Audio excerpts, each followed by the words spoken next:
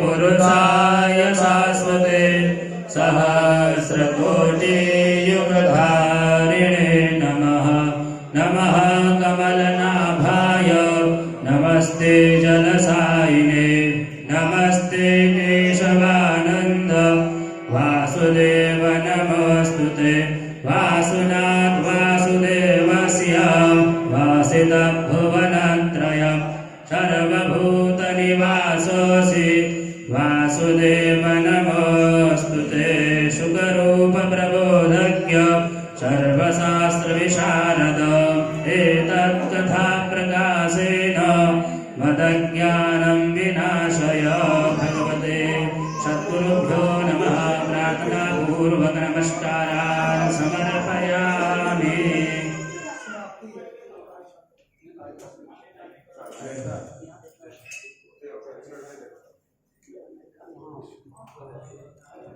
Light देखो, अरे सब लाइट जलाओ, अंदर आ जाए।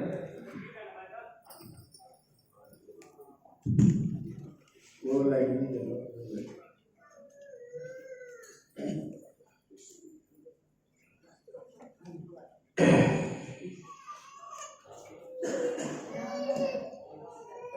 रवि मंगल जी,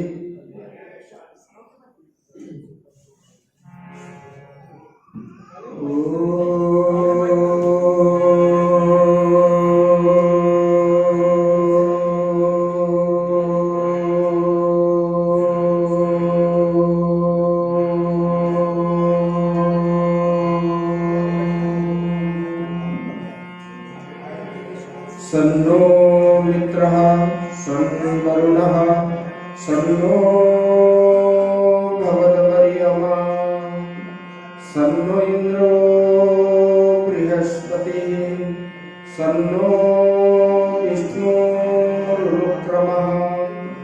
नमो ब्रह्मणे नमस्तिवाय त्वमेव प्रत्यक्षं ब्रह्मासि त्वामेव प्रत्यक्षं ब्रह्म वदिष्यामि। ऋतं वदिष्यामि सत्यं वदिष्यामि। तन्मामवतु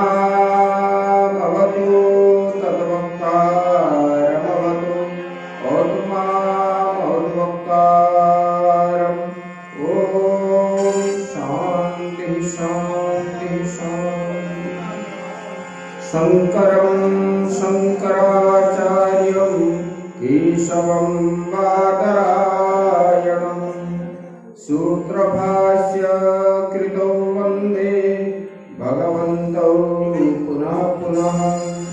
ईश्वरो गुरुरात्मेति मूर्तिभेदविभागिने व्योमवद्व्याप्तदेहाय दक्षिणामूर्तये नमः। गुरुर्ब्रह्मा गुरुर्विष्णु गुरुर्देवो महेश्वरः गुरुः साक्षात् परं ब्रह्म तस्मै श्री गुरवे नमः। वंशी विभूषितकरा नवनीरदाः पीताम्बरा तरुणबिम्बफलादलोष्ठा पूर्णेन्दुसुन्दरमुखा दरविन्दनेत्रा।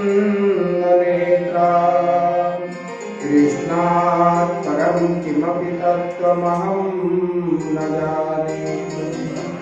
सच्चिदानन्दरूपाय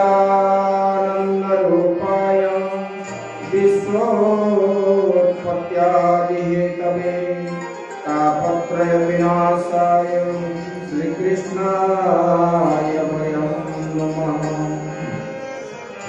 नारायणं नमस्कृत्य नरं चैव नरोत्तमं देवीं सरस्वतीं व्यासं ततो जयमुदीरये। मूकं करोति वाचालं पंगुं लङ्घयते गिरिं यत्कृपातमहं वन्दे परमानन्दमाधवम्।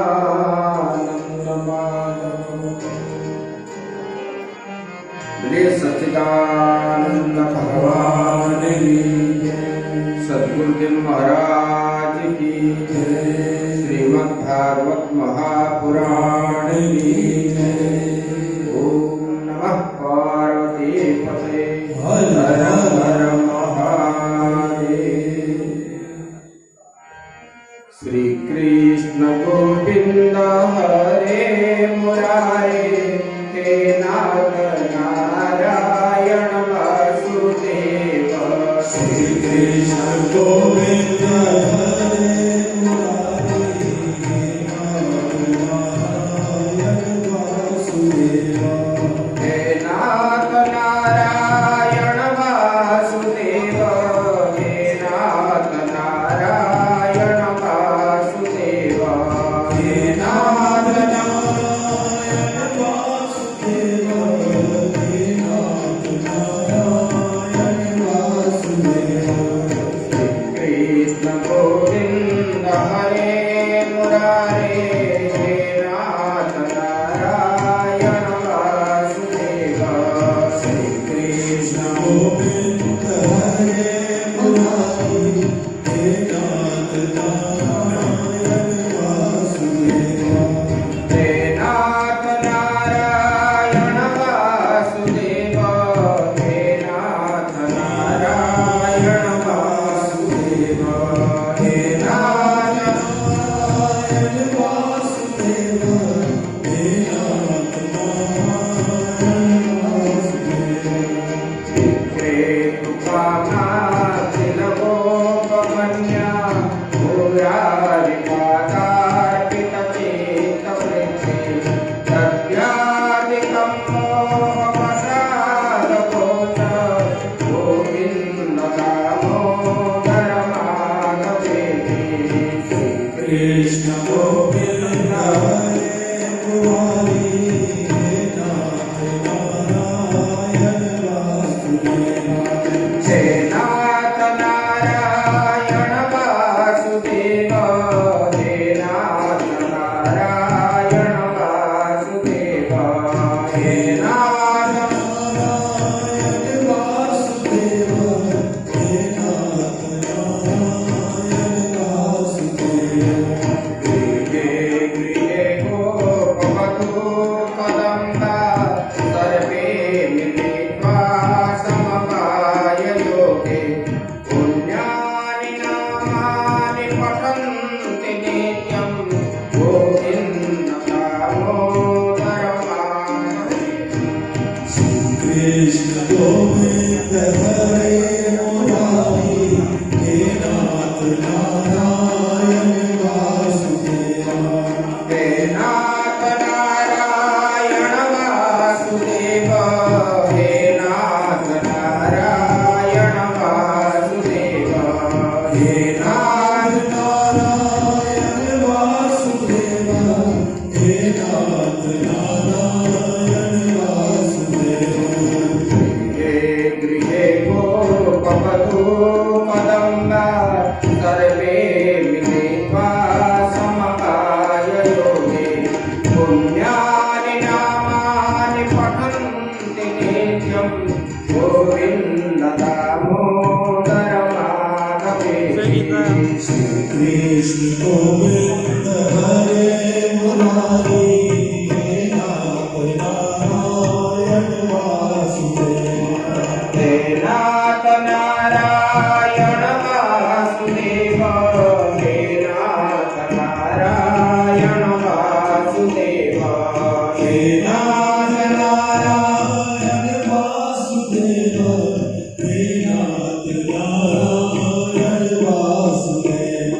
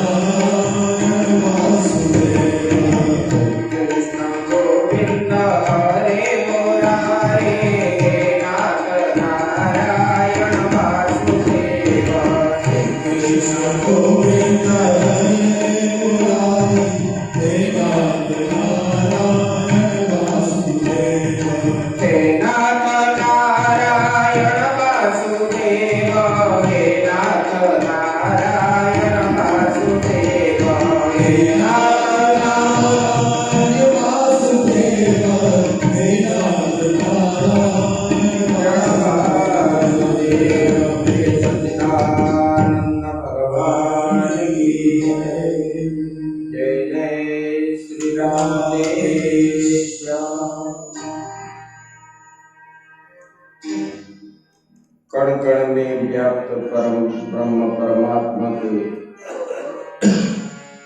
श्री चरणों में अनंत कोटि प्रणाम करते हुए अपने आश्रम के संस्थापक स्वामी शंकरानंद पर्वत जी के स्वर्ण श्री चरणों में बार बार नमन करते हुए उपस्थित हमारे आत्मा स्वरूप इस आश्रम के ट्रस्टीवृंद, भक्तवृंद, भक्तिमयी माताएं, आज के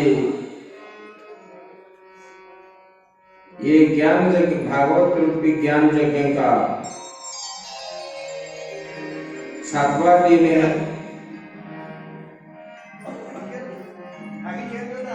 हम आज से 6 दिन से श्रवण करते आ रहे हैं और हम लोग अभी 11:30 बजे तक यहाँ बैठ के सुनेंगे। उसके बाद घृत यज्ञ होगा और घृत यज्ञ के बाद फिर जो है पूर्णाहुति के बाद फिर प्रसाद सेवन का व्यवस्था है।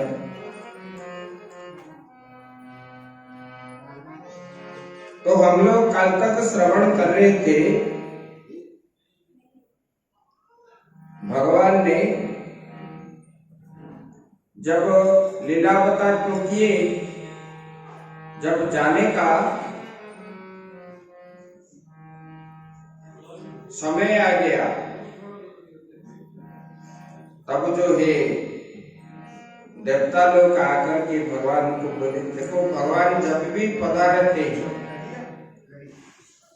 तब देवता लोग ब्रह्मा आदि स्मरण करते भगवान को। फिर जब लीला आदि जिस कार्य के लिए भगवान आए थे, जब वो समाप्त हो जाता है, तब जो है भगवान को फिर मनाने के लिए आते हैं। तो भगवान का जाने का समय जब हुआ, तब जो है ब्रह्मा आदि आकर की स्तुति करने लगे, समस्त देवता। उसके बाद उद्धव जी ने बोलने लगे, भगवान, क्योंकि उद्धव जी भगवान का परम सेवक थे, मंत्री भी थे, और बोलने लगे, तो भगवान अगर आप इधर से चले जाएंगे क्योंकि आपका जूठन में खाया, आपका पहना हुआ पोशाक मैंने पहना, आप जिस जिस कार्य करने लगे हम जो है किए, और आपके अंग संग हम जो है ओतप्रोत जड़ित रहे। अभी भगवान आप चले जाएंगे तो मैं कैसे रहूंगा? ऐसे जब बोलने लगे तब भगवान ने उनको उपदेश किए।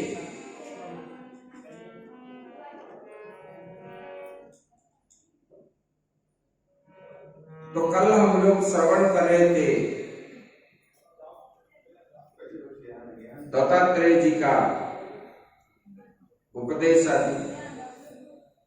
अवधूत भगवान ने उनको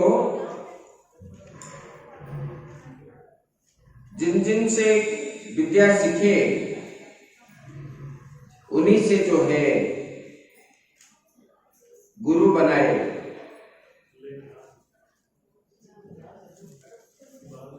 तो ये कल हम लोग श्रवण कर रहे थे।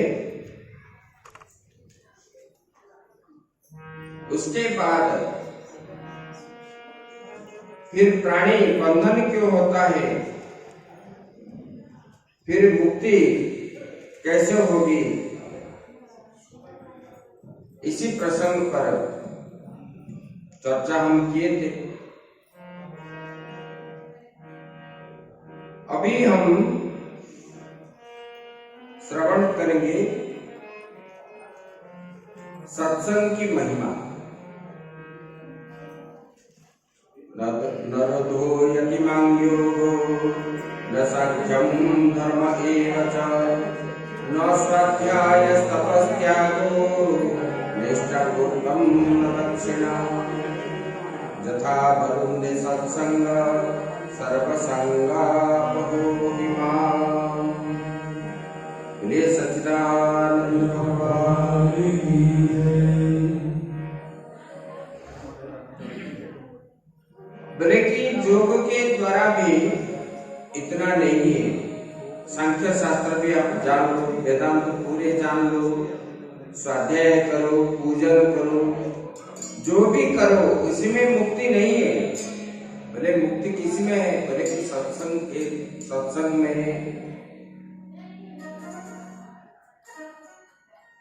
रामायण में भी आप सुनते हो, बिनु सत्संग विवेक न होई, राम कृपा बिनु सुलभ न सोई। राम जय राम, जय जय राम, श्री राम जय राम, जय जय राम, जय जय राम, श्री राम जय राम, जय जय राम।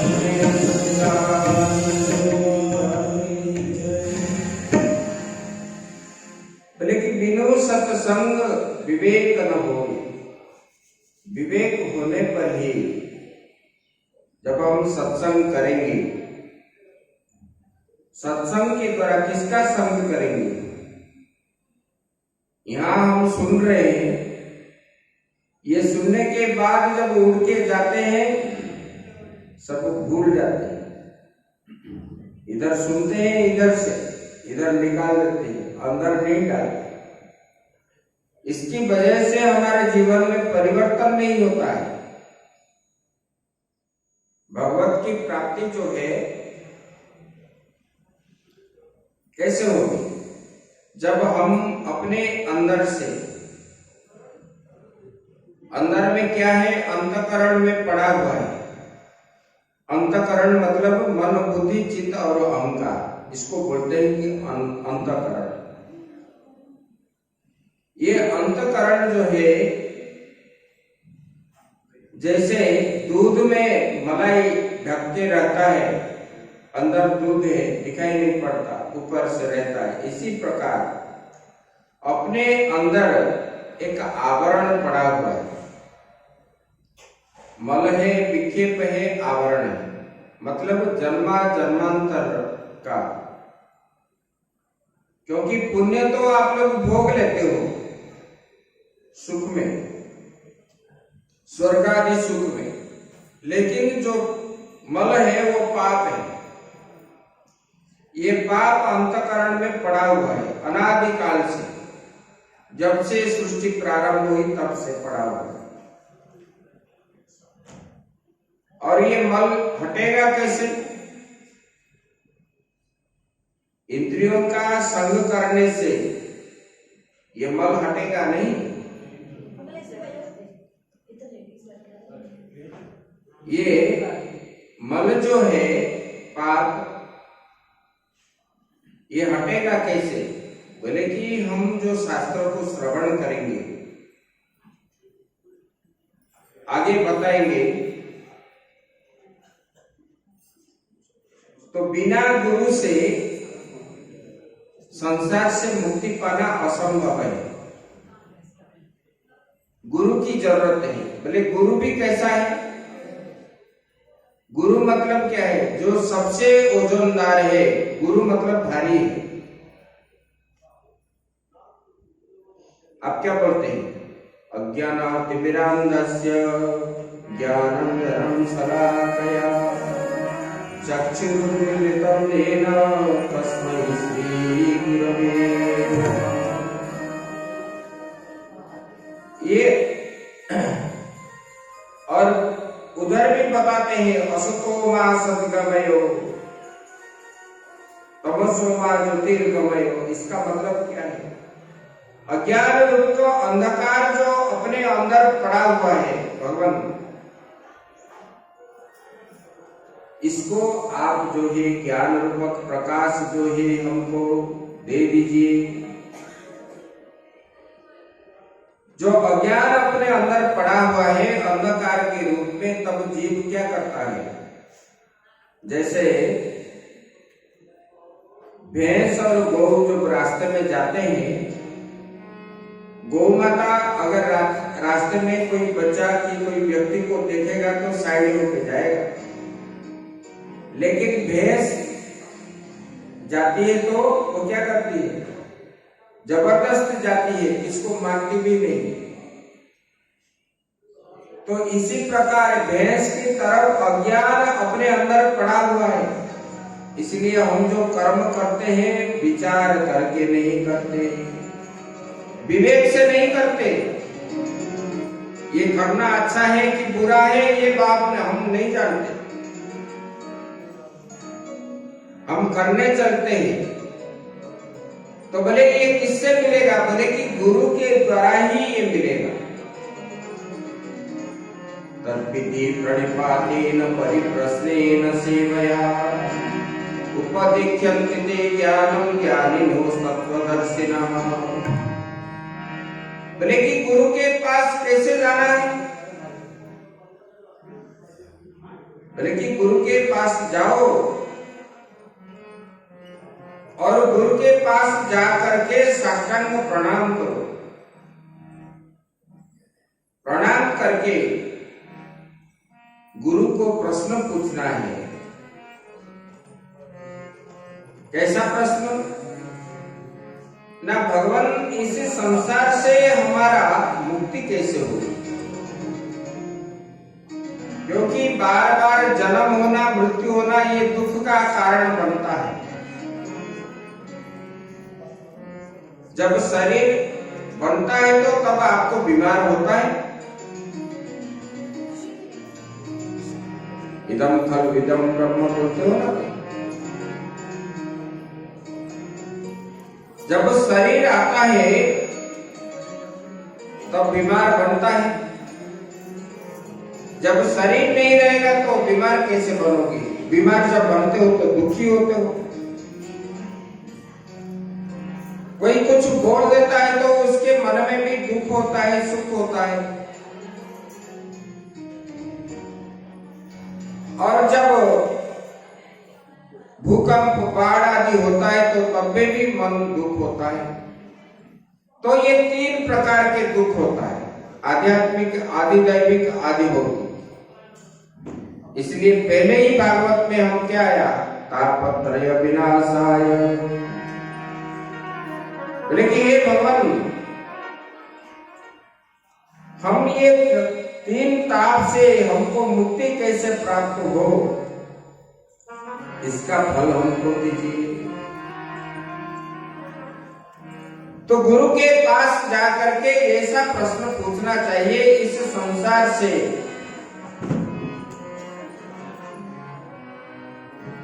हम कैसे, हमको मुक्ति मिलेगा, और प्रश्न पूछ करके गुरु जी का सेवा भी करना है। निष्काम भाव से सेवा करनी चाहिए, कुछ हमको प्राप्त हो गुरु से, इसी प्रकार भाव मन में नहीं रखना। तब जो है उसके बाद कुछ दिन सेवा करने के बाद गुरु उपदेश करते हैं। तो गुरु कैसा उपदेश करते हैं, ये जो कर्म कराते हैं, ये कर्म के द्वारा अपने अंदर जो दुर्गुण आदि है, बोलते हैं गुरु जी दान करो, चप्पल उठाओ, बोलते हो कि नहीं, इसमें हमारा अहंकार करता है। दान के द्वारा आपका मन जो है शुद्ध होता है, और नहीं कि बोलना है कि मैंने आज लंगर लगाया तो ये तो पाप हो गया, अहंकार आ गया। तो इसलिए निष्काम भाव से कर्म जो है गुरु जी कराते हैं। जैसे कि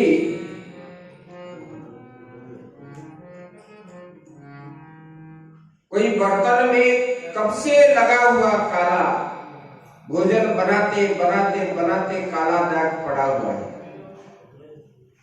हम उसको मिट्टी रेत लेकर के घिसते घिसते जैसे साफ करते, ऐसे एक दिन, 2 दिन, 5 दिन, 1 महीना सेवा में नहीं होता है। गुरु के पास जीवन भर सेवा करने से जाके वही फल अंत में मिलता है। और यहाँ पर राग द्वेष भी नहीं रखना चाहिए गुरु के पास। गुरु जी उनको अच्छा बोलते हैं, मुझे अच्छा नहीं बोलते। गुरु क्या है, हम क्या बोलते हैं, गुरु ब्रह्मा गुरु विष्णु गुरुदेवो महेश्वरः, गुरु साक्षात् परम ब्रह्म तस्मै श्री गुरवे नमः। गुरु क्या है, ब्रह्मा स्वरूप है। ब्रह्मा जैसे सृष्टि बनाते हैं, इसी प्रकार गुरु जो है हमारे मन बुद्धि चित्त अहंकार को गुरु बनाएंगे, सुंदर बनाएंगे, निष्काम भाव बनाएंगे, निर्लोभ बनाएंगे, और भगवान के प्रति मन कैसे लगेगा गुरु उसी का उपदेश करते हैं।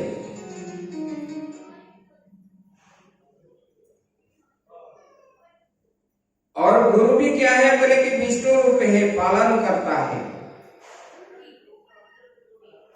गुरु के आशीर्वाद मिल जाए सब कुछ होता है। एक उपमन्यु बोल के एक शिष्य था, गुरु स्थान में गए। आजकल तो लोग गुरुकुल एक तो नहीं है, और आजकल लोग चाहते हैं हमारा बेटा अगर अंग्रेजी स्कूल में पढ़े, कन्वेंट में पढ़े तो बड़ा विद्वान है। क्योंकि हम तो गणेश भगवान बोलते हैं, वो बोलता है कि एलिफेंट गॉड, उसमें पिता माता बड़ा खुशी होते हैं।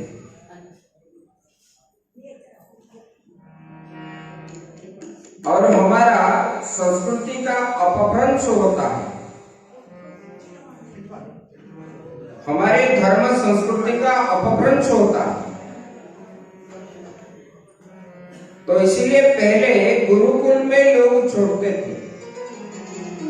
गुरुकुल में क्या मिलती है? संस्कार मिलती है। तो ये उपमन्यु जब गए, पहले लोग जो है जनेऊ संस्कार से पहले गुरुकुल में जाते थे। ब्राह्मण, क्षत्रिय, वैश्य 3 वर्णों के लिए गुरुकुल में था। और उधर जो है गुरु जनेऊ संस्कार करके शिक्षा देते थे। और ये उपमन्यु को गौ चराने के लिए भेज दिए, गौ सेवा के लिए। और ऐसे कुछ दिन जाने के बाद सुबह शाम आश्रम का नियम है, आरती के बाद, सुबह आरती के बाद आश्रम में महात्माओं का प्रणाम करना है। और आरती के बाद रात्रि में, सायंकाल उसी में भी प्रणाम करना है। जब शिष्यों ने आकर के प्रणाम किए तो उपमन्यु को देख करके गुरुजी पूछने लगे, उपमन्यु गौ कैसे हैं? बोले कि गुरुजी ठीक है। बोले कि क्या खाते हो? ना मैं भोजन करके आश्रम में जाता हूँ। बोले कि आपको भोजन नहीं करना है। बोले कि ठीक है भगवान, नहीं करेंगे। तब उसने क्या किया? गुरुजी तो मना किए, भोजन नहीं करेंगे। तब उन्होंने गौ का दूध ले लिया गौ सेवा करते समय।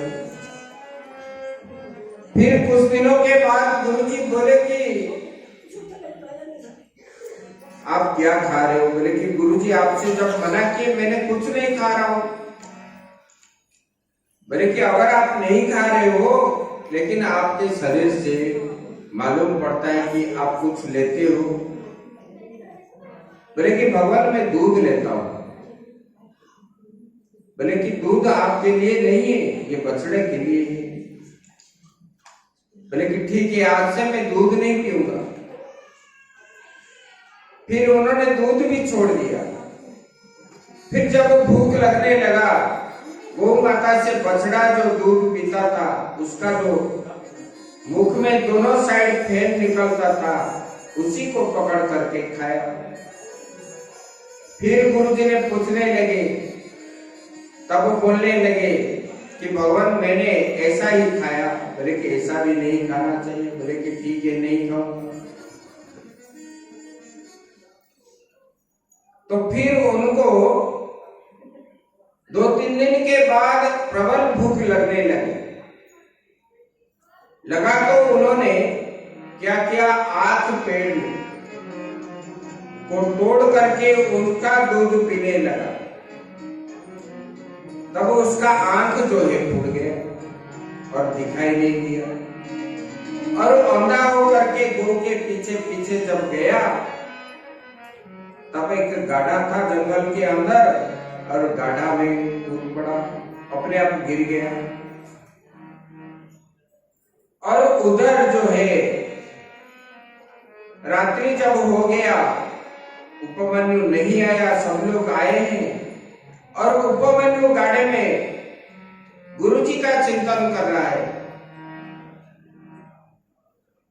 अपने आप अंदर ही अंदर गुरुजी का चिंतन कर रहा है। और गुरुजी उपमन्यु को ना देख करके बोले कि अरे वो बच्चा नहीं आया, कहाँ गया? फिर गुरुजी रात्रि में ढूंढने लगे उनको जंगल में जाके। उपमन्यु जब पुकारने लगे तब उपमन्यु उतर दिया, गुरुजी मैं यहाँ पर हूँ। तब गुरुजी जब गए देखे वो गड्ढे में है। बोले कि यहाँ कैसे आ गया? बोले कि मुझे पता नहीं। फिर गुरुजी उसको निकाले गाढ़े से। बोला कि गुरुजी मुझे दिखाई नहीं दे रहा है बिल्कुल। तब गुरुजी पूछने लगे, तब बोले कि मुझे जब भूख लगा गुरुजी मैंने और कुछ पाया नहीं, आग का दूध पी लिया। तब गुरुजी संतुष्ट हो गए। उसके बाद उनको जो है गुरु की तपस्या के प्रभाव से उनको फिर चक्षु प्राप्त हो गया। तब जो है वो ब्रह्मज्ञानी बना और गौ माता का जो सेवा किया, वृषभ ने उनको ब्रह्म ज्ञान का उपदेश भी किया। उन्होंने जो इतने बड़े ब्रह्मज्ञानी बने श्वेत के, ऐसे गुरु और शिष्य जो संपर्क है, पिता पुत्र का संबंध है। और गुरु जब चाहेंगे, इसलिए गुरु ब्रह्मा है, विष्णु है, महेश्वर है, पालन करता है वो। और क्या है, संहार करता है रुद्र रूप में। अपने अंदर जो दुर्गुण है, गुरु क्या करते हैं, उसको अपने तलवार से उसको छेदन करते हैं। गीता में आया है ना, मसंग शस्त्रेण दृढ़ेन छित्त्वा। गुरु जी बताएंगे इसका संग मत करो, इसको मत देखो, मत खाओ, मत छुओ। जो गुरु के बात मानते हैं उसको जो है भगवान की प्राप्ति होती है। देखो प्रहलाद जी ने आया आपके पास, प्रहलाद जी ने नारद जी के बात को गांठ पकड़ करके रख लिए तो उन्होंने भगवान का दर्शन किया। गुरु जी के बात जो मानते हैं और यहाँ आकर के गुरु के पास आकर के राग करोगे, द्वेष करोगे और लोभ आदि करोगे तो उसमें कुछ मिलेगा ही नहीं और पाप कमाओगे आप। ये पाप मिटेगा कैसे? ये पाप और भरते रहते हैं। क्यों? ये जन्म जन्मांतर का पाप जो है गुरु के द्वारा ही करता है, गुरु बताते हैं।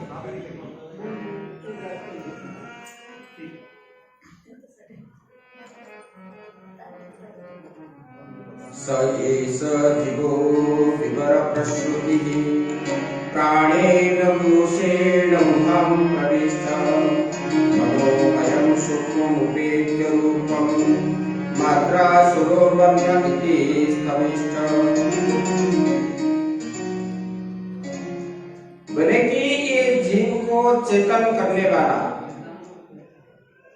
बोले कि ईश्वर पहले क्या करते, बोले कि वाणी के रूप में, प्रत्यक्ष के रूप में अभिव्यक्त होता है। बोले कि शरीर के मेरुदंड के अंदर ही सुषुम्ना जो नाड़ी है,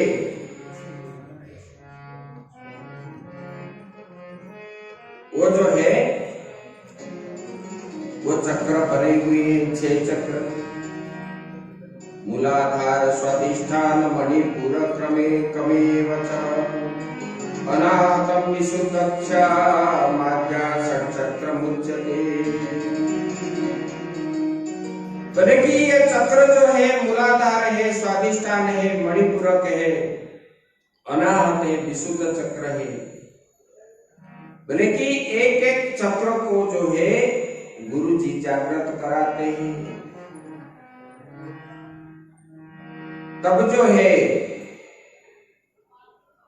जब उसको हम पालन करेंगे प्राणायाम आदि करके, गुरु जैसे जैसे सिखाएंगे, इसी प्रकार जब करता है तब जो है ये सहस्त्र धारा है। यहाँ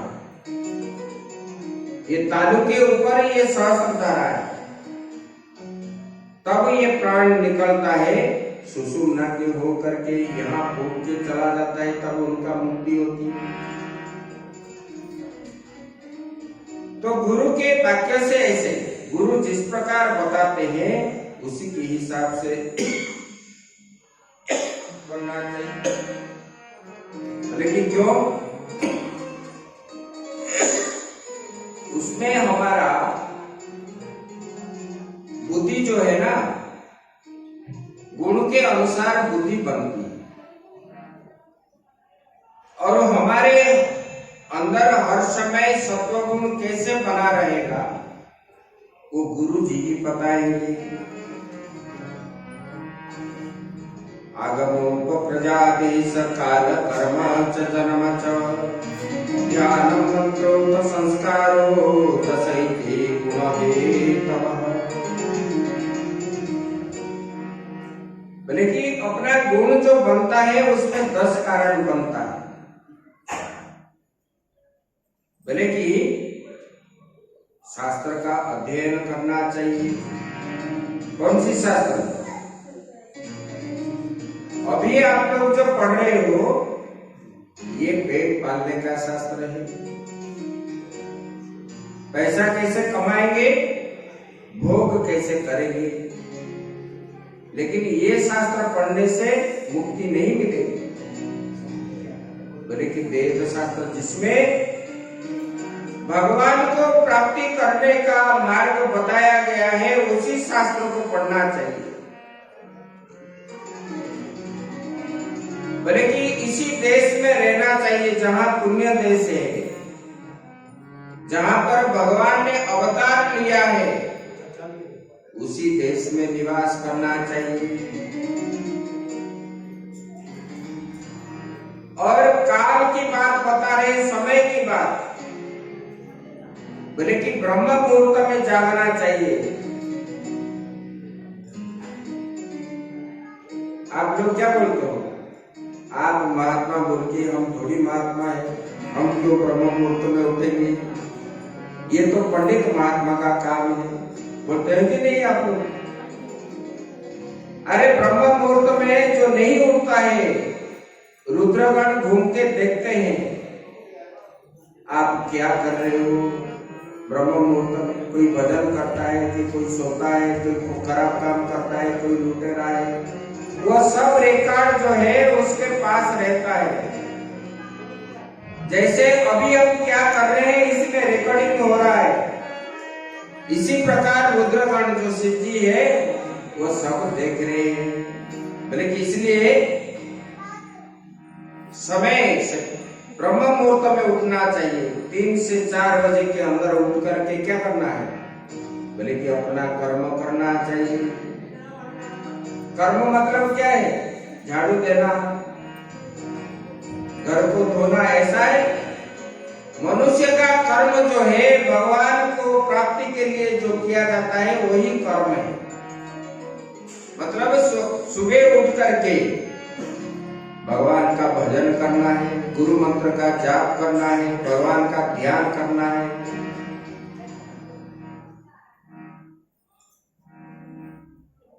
तब जाके आपका जो है ये जीवन चरितार्थ होगा। देखो, हमको शुद्ध सात्विक मन बनाने के लिए ऐसे ऐसे करना चाहिए। हम भी जो जल पीते हैं, मन के अंदर भाव होना चाहिए कि भाई मैं अभी जो पी रहा हूं ये गंगा जल है, ये भगवान के चरण से निकली हुई गंगा जी का जल है, ये भगवान का चरणामृत तो मैं पान कर रहा हूं। नहीं सोचना है कि मैं बिस्लेरी वाटर पी रहा हूं। और जो भोजन भी कर रहे हैं, मन के अंदर आपको जो है सोचना चाहिए कि ये मैं प्रसाद पा रहा हूं। एक बार एक संत के पास एक माता आई, बोला कि भगवान मेरा पति जो है ज्यादा दारू पीता है तो छोड़ता नहीं, मैं क्या करूं, आप थोड़ा उपाय बता दीजिए। तो पति को साथ में लेकर के आया। तो भगवान ने, महात्मा जी बोले कि भाई आप क्यों दारू पी रहे हो? बोले कि भगवान मैं नहीं पीऊंगा तो मर जाऊंगा।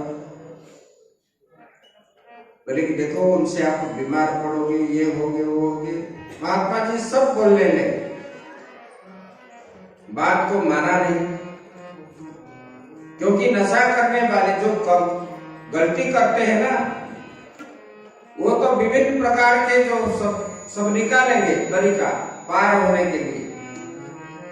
तो बोले ठीक है आप पियो, लेकिन एक काम करो, भगवान को अर्पण करके पियो। बोले ऐसे कैसे होगा, भगवान को मैं अर्पण करूं, क्योंकि उसमें पाप लगेगा। बोले कि अगर आपको पीना है तो भगवान को अर्पण करके पियो। बोले जाओ अभी मेरा समय नहीं। अब घर में आया, बोले कि क्या करूं, दूं या ना दूं, दूं या ना दूं।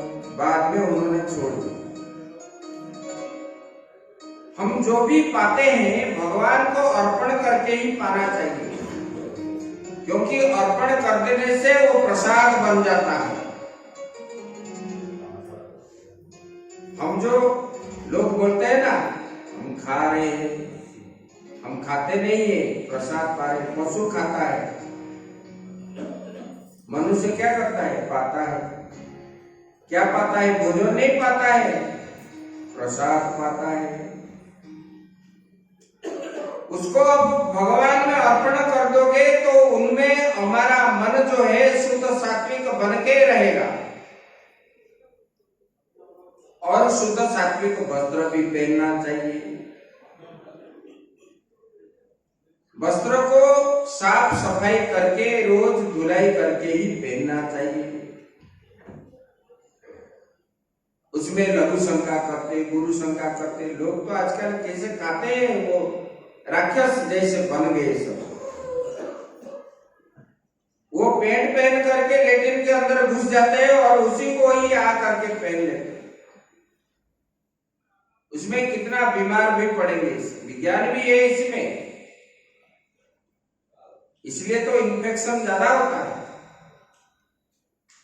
और हाथ में पेपर में हाथ पोंछ लेते, हो गया काम। खाते हैं तो कोई भी, हम तो देख रहे हैं सब ऐसे ऐसे कर लेते, वो पवित्र हो गए। जैसे जहां पानी नहीं है तो कान को पकड़ लेते, कान में गंगा जी है तो हाथ शुद्ध होता है। हर जगह में ये थोड़ी, वो तो मरुभूमि के लिए बताया गया है। राजस्थान में जहां पानी नहीं है उसी के लिए बताया गया है। और आप हर जगह में ये लागू करोगे तो क्या होगा, इसमें मन कभी भी पवित्रता नहीं आएगी। देखो आप, ये शास्त्र में जो बताया गया है ये मिथ्या नहीं है। आप शुद्ध वस्त्र जिस दिन पहनोगे, आपके मन जैसे प्रफुल्लित है, गंदा पहनने से आपका मन में इतना आनंद आता है, नहीं आता है। और परमात्मा की प्राप्ति के लिए शुद्धता जरूरी है। जब आप शुद्ध रहोगे तब मन आपका शुद्ध रहेगा। जब तक मन में गंदगी है, बाहर में गंदगी है, मन में गंदगी आएगी ही आएगी। इसलिए बोलते हैं, इसकी वजह से आप लोग क्या करते हो, हर समय विषय का ही चिंतन करते हो। क्योंकि अंदर जितना गुण अपना हिसाब से रहेगा, चिंतन भी इतना रहेगा। गुण के अनुसार ही चिंतन बनता है। गुणेषु चिविश्चित भविक्षणं गुणे सेवया गुणाश्च चित्त प्रभवा मद्रूप उभयं त्यजेत्। बोले कि ये गुण के द्वारा ही विषय का आप जो है, गुण किस में रहता है, इंद्रियों में रहता है। और इंद्रिय जो है विषय को चाहते हैं। विषय मतलब रूप रस गंध स्पर्श आदि। अच्छा खाएंगे, अच्छा पिएंगे, अच्छा मतलब आयस करेंगे, देखेंगे। ये जो उपभोग करने का सामग्री, इसको बोलते हैं विषय। सारा संसार में जितना चीज देख रहे हो सब विषय ही। पुत्र, पत्नी, स्त्री, ये सब विषय ही। बोले कि ये विषय जो है, विषय को बोले कि ये चित्त के संस्कार से, आपके अंदर जैसे जैसे संस्कार पड़ा है उससे ही आपको जो है, किसी को क्या है, भगवान को पूजन करने के लिए मन लगता है, किसको जो है मारपीट करने का मन लगता है, किसको जो है झगड़ा कराने के लिए उनका मन लगता है उसी में। तो ये गुण के अंदर ही, गुण के बस में रहने के कारण मन में ये भाव जो है जागृत होता रहता है। लेकिन इसीलिए क्या करना चाहिए, प्रारब्ध कर्म के अनुसार जो आप लोगों ने पिछले जन्म में किया हुआ कर्म, वो कर्म के वजह से, अरे चुपचाप आओ, हल्ला मत करो, सब लोग चुप रहो। तो विषय जो है,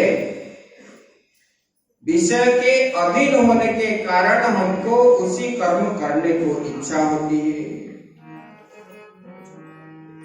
जब तमगुण वृद्धि होता है ना, तब आपको क्या है, बासी चीज खाने को इच्छा होती है, खट्टा खाने को इच्छा है, लड़ाई झगड़ा करने का इच्छा बन जाता है। तो जब गुण जैसा जैसा बनता है अंदर, ऐसा ऐसा मन होता है। तो इसीलिए जीव को क्या करना चाहिए, गुरु का उपदेश को मान करके, गुरु और शास्त्र का, उसको बोलते हैं कि श्रद्धा। तब जो है कर्म हम इसी प्रकार करने से, देखो अभी आप जितना खर्चा करते हो, आपका दैनंदिन खर्चा जो है, हम लोगों के बात मान करके चलोगे तो खर्चा आधा कट जाएगा।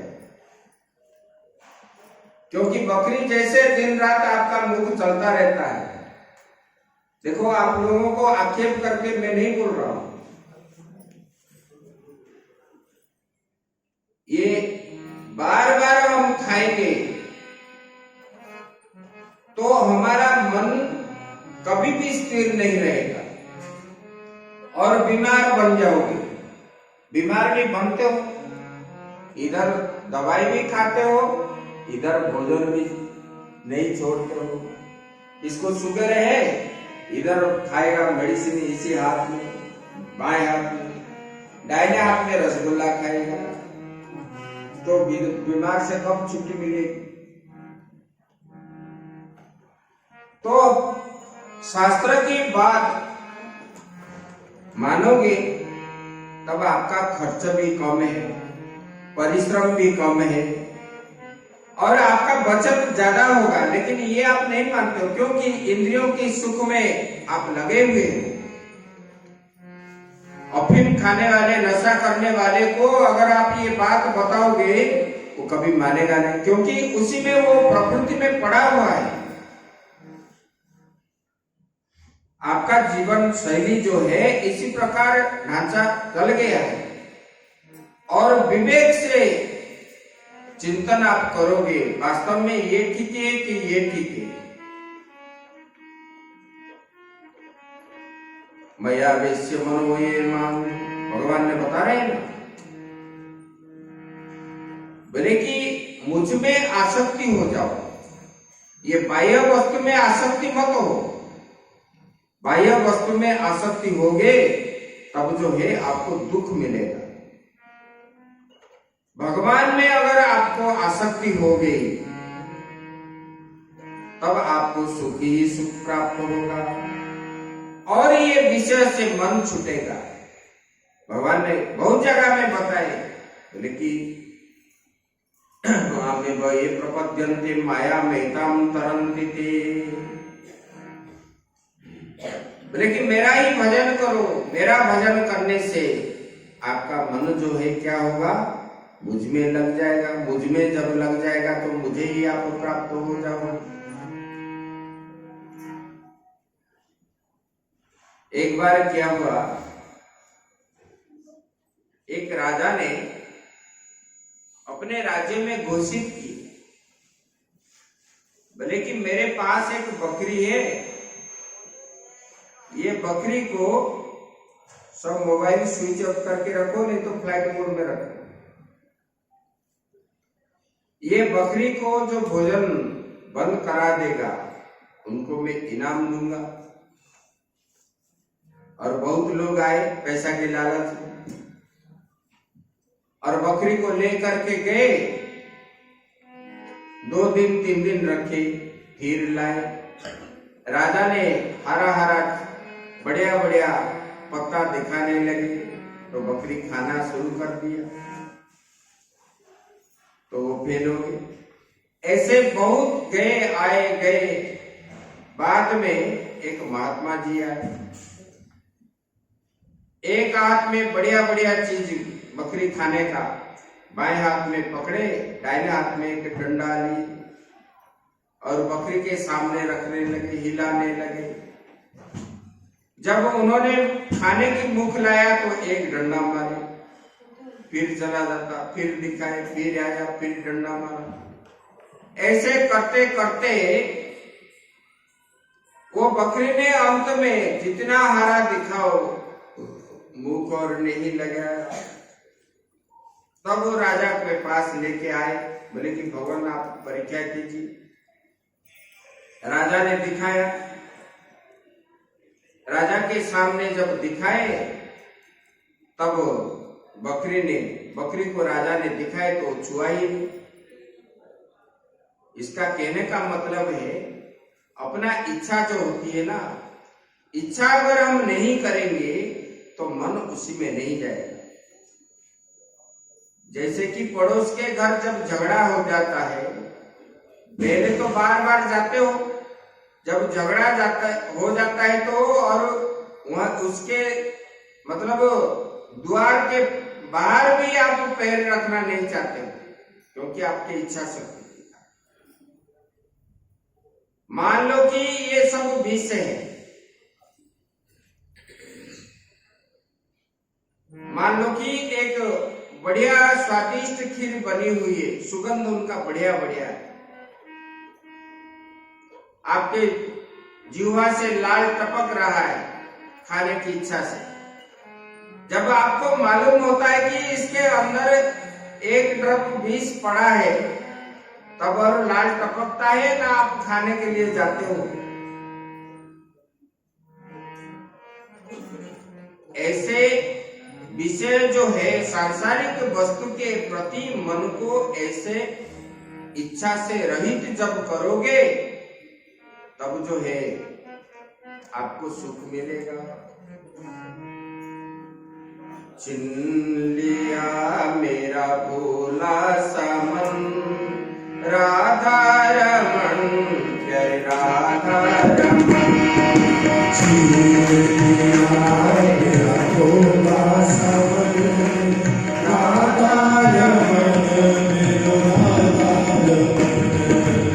राधा रमन मेरो राधा रमन, राधा रमन मेरो राधा रमन।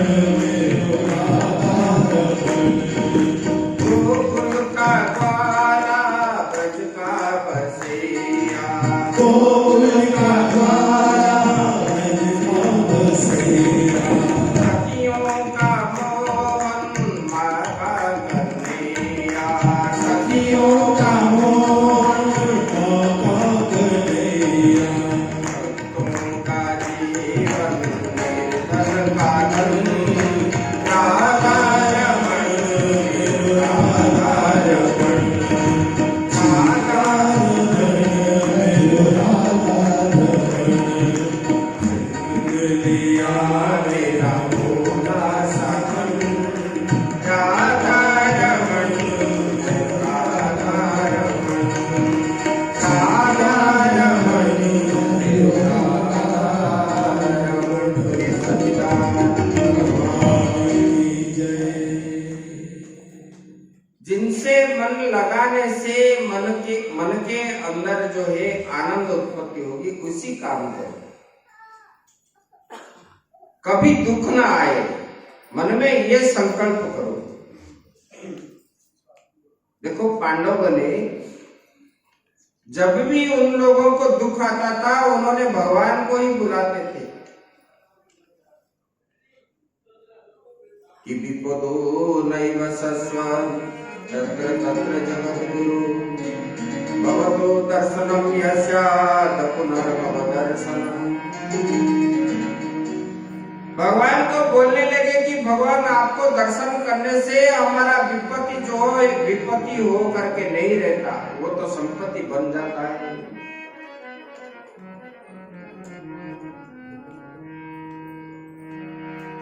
भगवान ने देखो विपदे विस्मरणम विष्णु संपते नारायणम स्तथा। विपत्ति कब आती है? जब भगवान का विस्मृति हो जाती है, भगवान को याद नहीं करते हो, तब घर में विपत्ति आती है। जब आप भगवान को स्मरण करते हो तो संपत्ति ही संपत्ति प्राप्त होता है। कह हनुमंत विपत्ति प्रभु सोई, जब तक सुमिरन भजन न होई। भगवान का भजन जब नहीं होता तब दुख ही दुख होता है। इसलिए जीव का कर्तव्य क्या है? भगवान का भजन करना, कीर्तन करना, मनन करना, उन्हीं को पकड़ करके गांठ गाड़ करके बैठ जाना। इसलिए आदि गुरु शंकराचार्य भगवान ने बताए ब्रह्म ही सत्य जगत मिथ्या। ब्रह्म सत्य जगत मिथ्या मतलब ये सारा संसार आपको जो दिखाई रहा है, दिख रहा है, ये सब मिथ्या ही है। ये शरीर भी मिथ्या है, ये घर भी मिथ्या है, पिता माता भी मिथ्या है, ये सब मिथ्या है।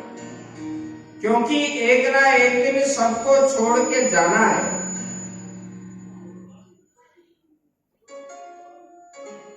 और सत्य कौन है? बोले परमात्मा ही सत्य है। क्यों सत्य है? ना वो त्रिकाल में रहते हैं, प्रलय होने के बाद भी वो रहते हैं, और सृष्टि से पहले भी वो रहते हैं। जो तीनों काल में रहते हैं वही। और जो नहीं रहता है वो क्या है? मिथ्या है, सत्य नहीं है। इसलिए इसी प्रकार उपदेश भगवान ने उद्धव जी को दिए। भले कि लोग कितना ही तंत्र मंत्र आदि सिद्धियां प्राप्त कर ले, भले ही, लेकिन उसका कल्याण नहीं होता।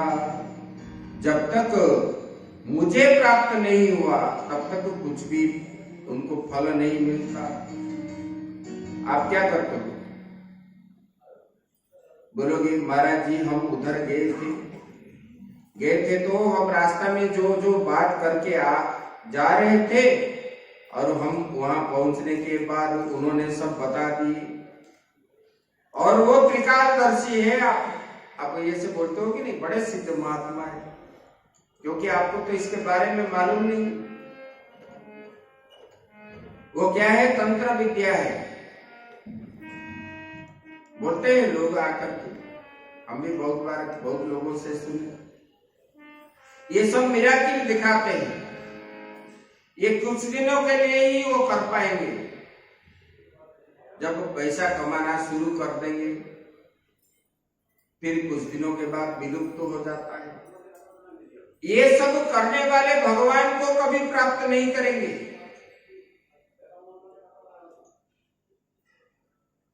जो निष्काम भाव से वो रहते हैं, ना किसी को कुछ मांगते हैं, ना कुछ इच्छा भी रखते हैं, ऐसे वाले व्यक्ति ही भगवान का, इससे भगवान का भजन होता है। इसमें भजन नहीं होता है। देखो आप घर में भी विभिन्न प्रकार की सामग्री इकट्ठा करके रखोगे तो आप चैन से सो नहीं पाओगे, बैठ नहीं पाओगे, भजन भी नहीं कर पाओगे। जितना आप ये बढ़ाओगे इतना आपको जो है भजन से दूर दूर होगे। इसलिए तो वृत्तासुर ने बोला, हे इंद्र, भगवान मेरे ऊपर कृपा कर रहे हैं, इसलिए मेरे से सब सामान छीन लेते हैं और आपके प्रति भगवान का श्रद्धा नहीं है, इसलिए आपको जो है इंद्र पद देते हैं।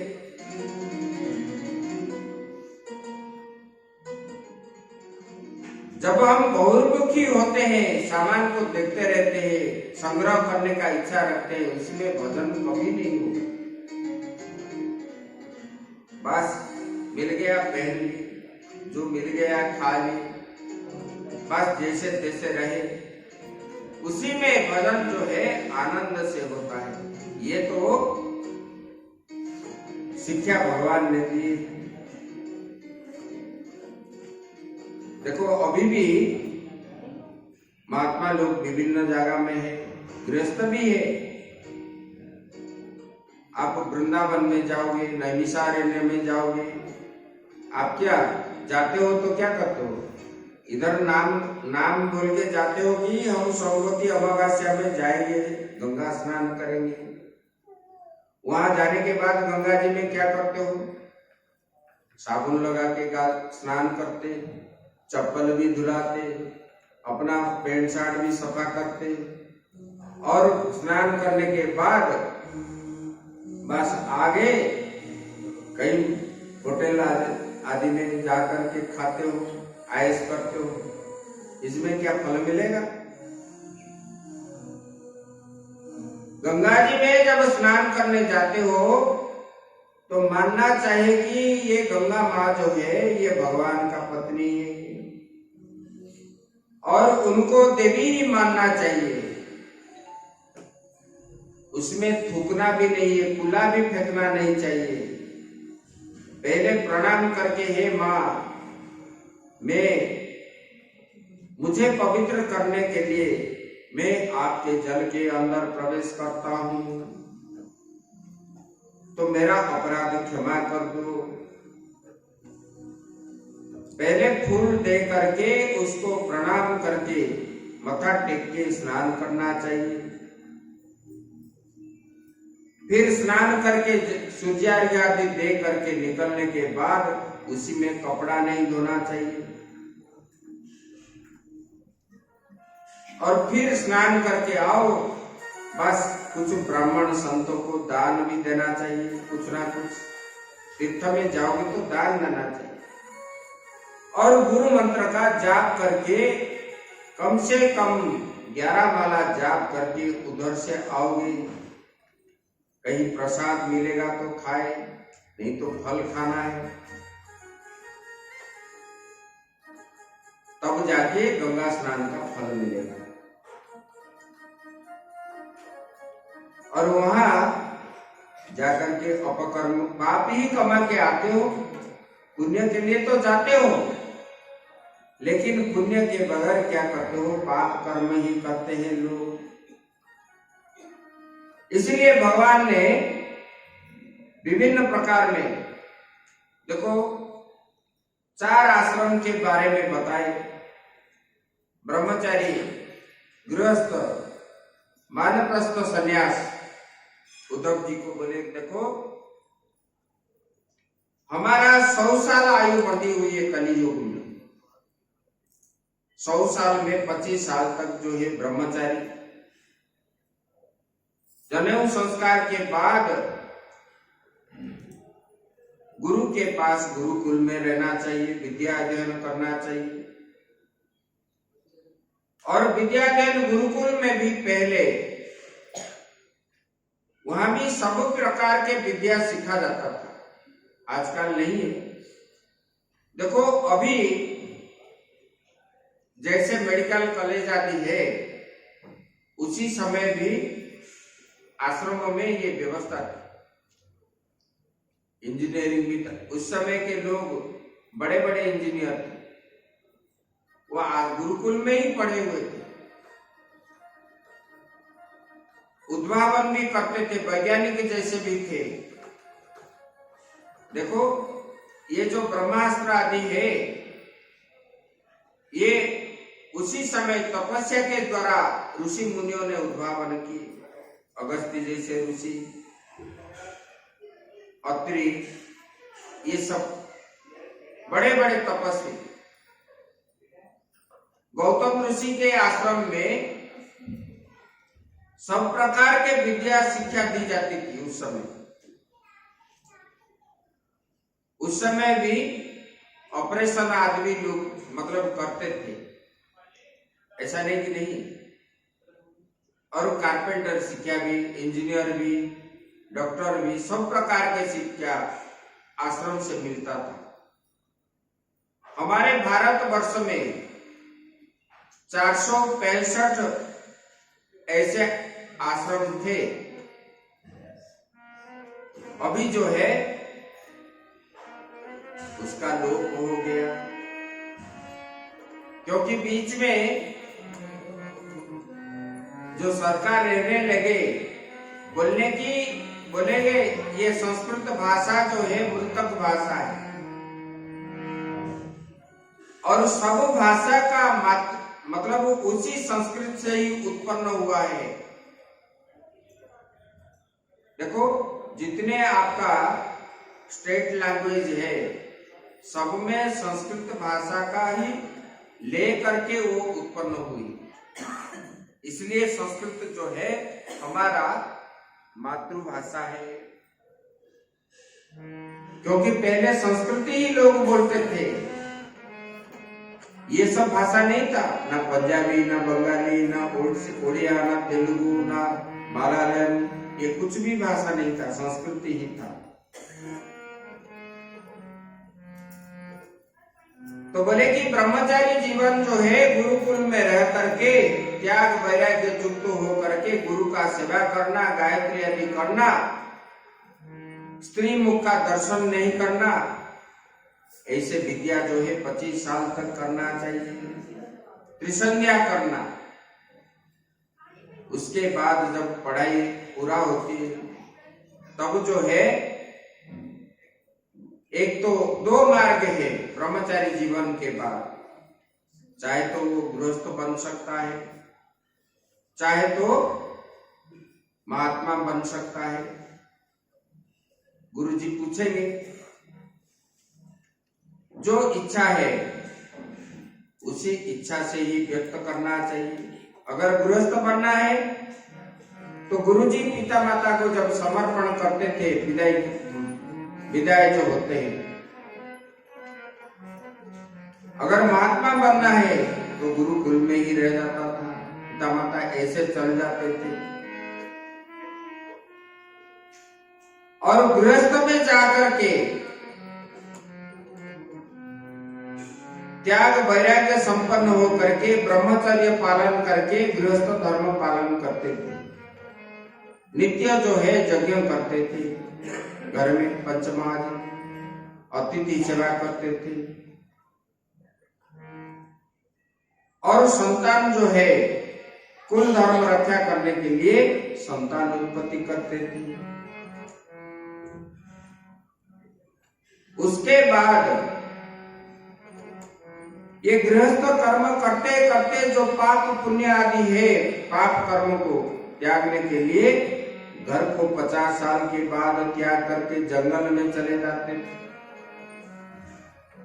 बोले कि जंगल में क्या खाते, कंदमूल आदि खा करके गायत्री या गुरु मंत्र का जाप ऐसे 25 साल रहेंगे।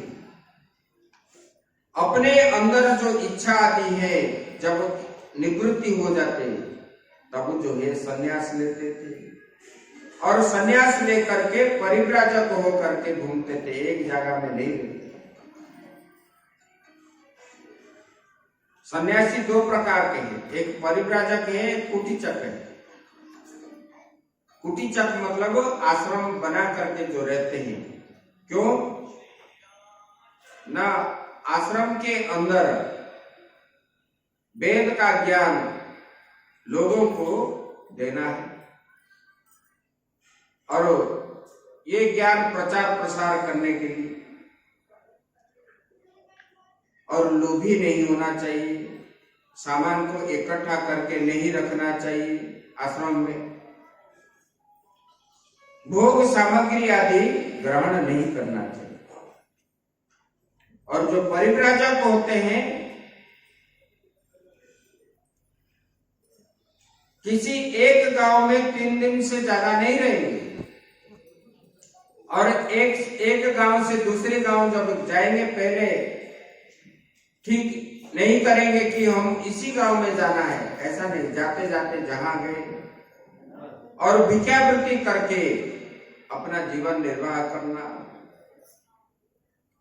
इसमें क्या होता है, अहंकार मिटता है। अंत में ऐसे साधक को परमात्मा की प्राप्ति होती है। ये सब साधन का प्रक्रिया है।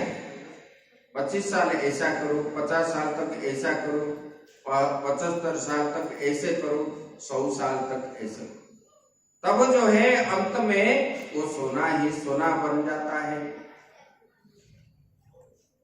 इसलिए भगवान ने बोले अभ्यासेन तु कौन्तेय, अभ्यास के द्वारा बार बार बार बार मन को भगवान में लगाना चाहिए।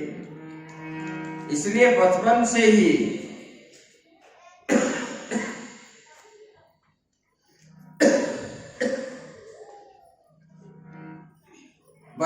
ही साधन करना चाहिए। आप क्या बोलते हो, अभी उम्र नहीं हुआ है भगवान का भजन करने के लिए, बुढ़ापा में करो।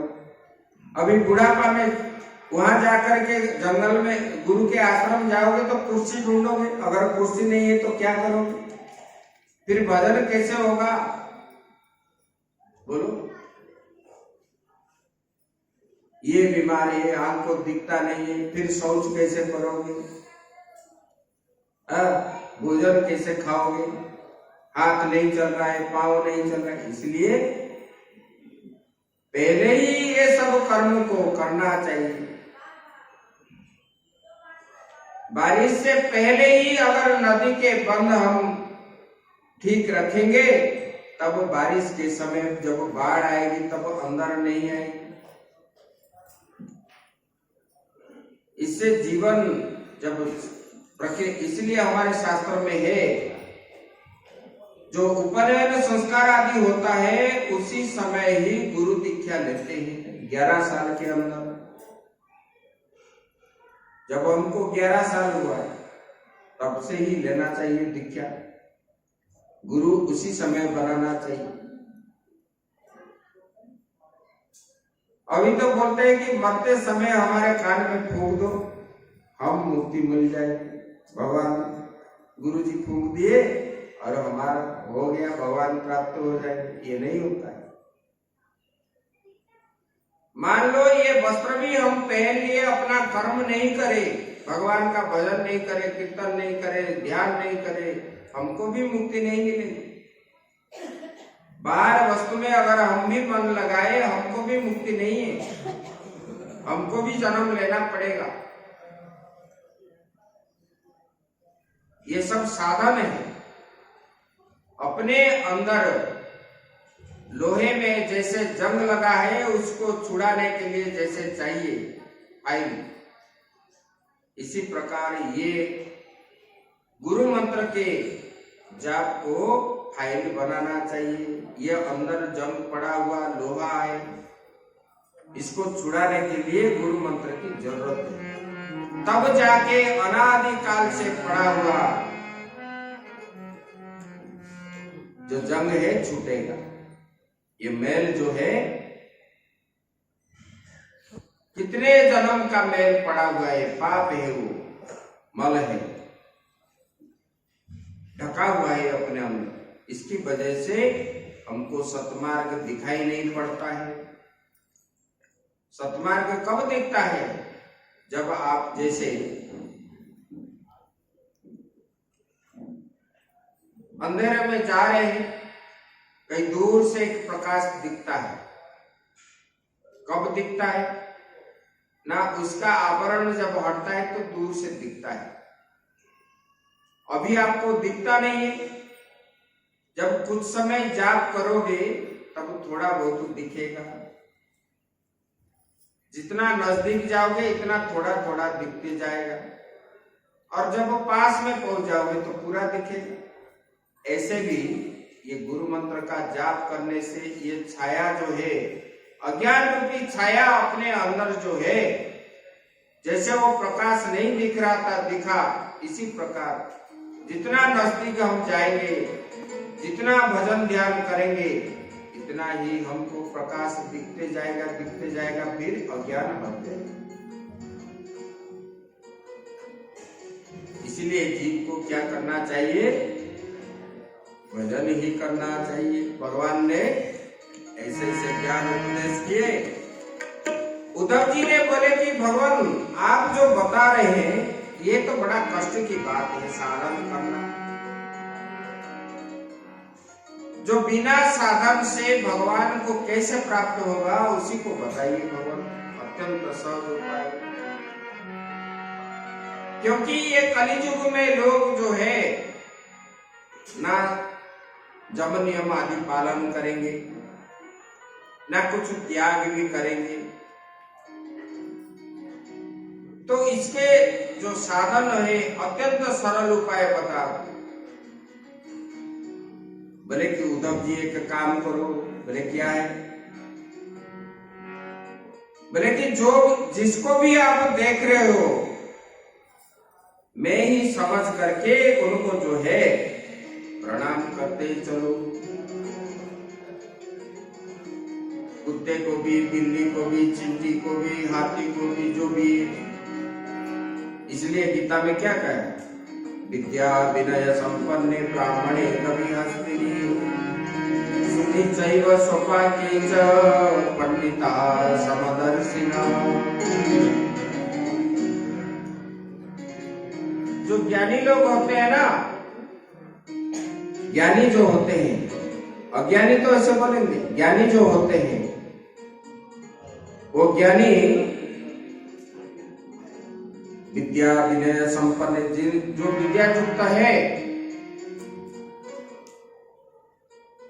जो ज्ञानी है वो क्या करता है?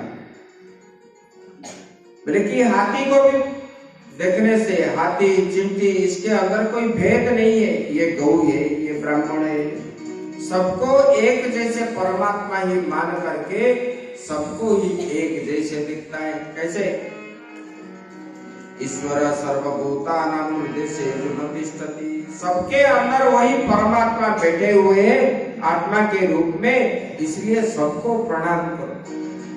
तब जो है आपको क्या दिखेगा? सिया राम मैं सब जग जानी। सबके अंदर वही आत्मा के रूप में, राम के रूप में है। और इसे भाव अगर करोगे आपको सभी राम ही दिखेंगे, कृष्ण ही दिखेंगे, नृसिंह भी दिखेंगे, वामन भगवान भी दिखेंगे। जिस भाव में आप भावित हो करके करते चलोगे आजीवन, तब आपको जो है वही दिखेगा और अंत में आप जो है मुझे प्राप्त हो जाओगे। यही साधन अंत में बता दिए। उसके बाद भगवान का जाने का समय आ गया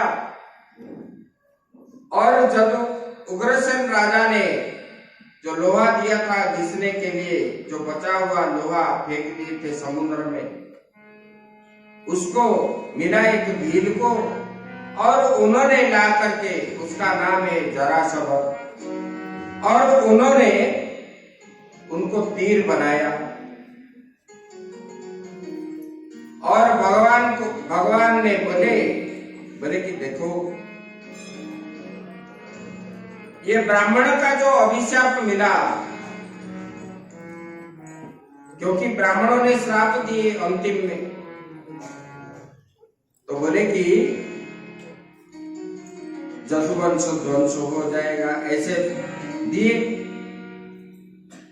क्योंकि इन्होंने अपमान की। बोले कि सांब को नारी वेश बना करके उन्होंने पूछने लगे, प्रयास किए, प्रयास तो किए, ब्राह्मणों ने उनको श्राप दिए। बोले कि इसमें लोहो मुसल निकलेगा और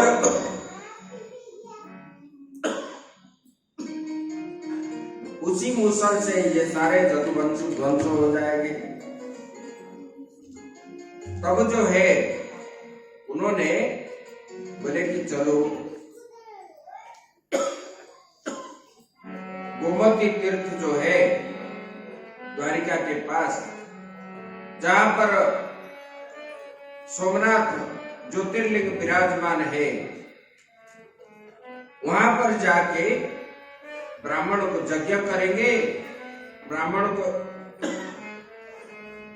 उत्तम उत्तम भोजन खिलाएंगे, कुछ दान पुण्य करेंगे। गोमती तीर्थ बताते,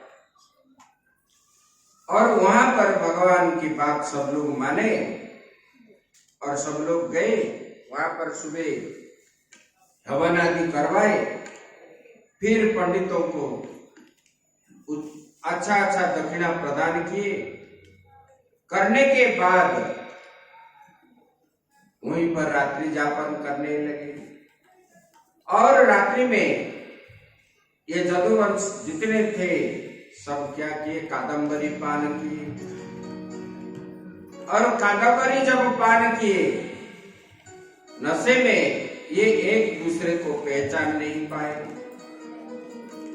और अंदर ही अंदर जो है परस्पर के अंदर युद्ध करने लगे। और जब वो हाला करने लगे, बलराम और श्री कृष्ण जब समझाने के लिए गए तो इनकी बात भी नहीं माने, इनको भी मारने के लिए आए।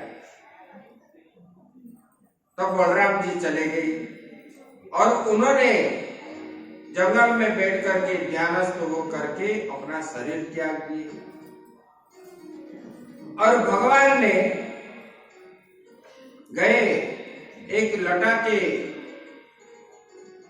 वृक्ष के नीचे, एक लटा के पास बैठ गए। फिर जो है अपने हाथ सिर पे दे के एक साइड सोने लगे। उनका पैरों जो है मृग के कर्ण जैसे दिख रहा था, और इधर भगवान और बलराम जी जब आ गए, ये आपस में लड़ाई होके जदुवंश पूरे नाश हो गए। और भगवान ने लेट रहे थे, तब जरासवर आया, उन्होंने वो जो तीर था बचा हुआ लोहा, उन्होंने भगवान के कान पैरों को मृग के कर्ण के समान समझ करके तीर छोड़ दिया। तब भगवान के तीर में जो है इस पार से उस पार चला गया पैरों में। जब वो पास आकर के देखने लगा तो और कोई नहीं है, ये द्वारिकाधीश है। तो भगवान, मैंने कितना अपराध किया, तब रोने लगा। भगवान बोले, ये आपका दोष नहीं है, ये काल का वश है। ये काल जैसे जैसे जैसे प्रारब्ध में है, काल के प्राणी जो है काल का अधीन होते हैं, और काल जो है जैसे जैसे करता है, जीव उसी प्रकार स्थान को प्राप्त होता है। बोले कि ये जरासव, तुम भय मत करो, मैं तुझे स्वर्ग लोक भेजता हूं। भगवान उनको जो है तुरंत भेज दिए। फिर सात्यकी आदि जब आने लगे भगवान के पास, देखे भगवान पड़े हुए। सात्यकी को भगवान भेज दिए, बोले कि जाओ द्वारिका में बोल दो, आज से ठीक 7 दिन के बाद ये समुद्र का जल जो है द्वारिका को डुबा देगा और सब लोग छोड़ के चले जाए द्वारिका। और मेरा अभी जाने का समय आ गया है, मैं जा रहा हूं, ऐसा बोलकर के स्वामी भगवान श्री कृष्ण जो है अपना स्वधाम पधार गए। और जाने के बाद जब सात्यकी वापस होने लगा द्वारिका, तब सबको बता दी। सब पत्नियों ने रो रो करके अपने शरीर चिता में दे दी, और जो कुछ रहे तब जो है अर्जुन उनको लेकर के आए, और उनके वंश में प्रद्युम्न का पुत्र जो है अनिरुद्ध का पुत्र ही बचा था, और वो उनको जो है मथुरा नगर में राजा बनाए। ऐसे भगवान अपना कार्य समाप्त करके हम बोलते हैं ना, जदा जदा ही धर्मस्य ग्लानिर्भवति भारत। भगवान जब लीला करने के लिए आते हैं, इसलिए धर्म संस्थापनार्थाय, धर्म को स्थापना करने के लिए, साधु के परित्राण करने के लिए, वेद की रक्षा करने के लिए, वेद वचनों का भगवान लीला ग्रहण करते हैं। जब लीला संपन्न होता है, भगवान चले जाते हैं, तब जो है धर्म की रक्षा होती है। ऐसे भगवान भी अपने धाम चले गए। इस प्रकार सुखदेव जी को यहाँ तक बता दिए। फिर जो है कलियुग के वंश का वर्णन बताया गया। देखो, ये द्वापर युग के शेष भाग में श्रीमद् भागवत को व्यास देव जी ने रचे थे, लेकिन इस कलियुग के अभी तक राजाओं, जितने जितने राजा शासन करेंगे, सबका नाम इसमें आता है। व्यासदेव जी चाणक्य को देखे थे क्या? चंद्रगुप्त को देखे थे? अभी के राजाओं को देखे थे जो शूद्र आदि बनते हैं, शासन करते हैं? ये सबका नाम उसमें लिखा है। मतलब उन लोगों का पारदर्शिता कितना थी, साधना कितना थी। लेकिन हमारे पास कुछ भी नहीं है, हम क्या बोलते हैं? हमसे बड़ा कोई नहीं है, हमको बहुत ज्ञान है, बोलते हैं कि नहीं? जिनके पास पैसा है ये। ऐसे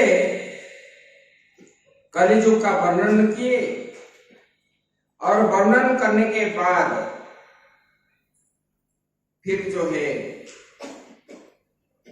सुखदेव जी को परीक्षित महाराज जी ने बोले कि भगवान, मेरा अभी भय नहीं है मृत्यु को भी, क्योंकि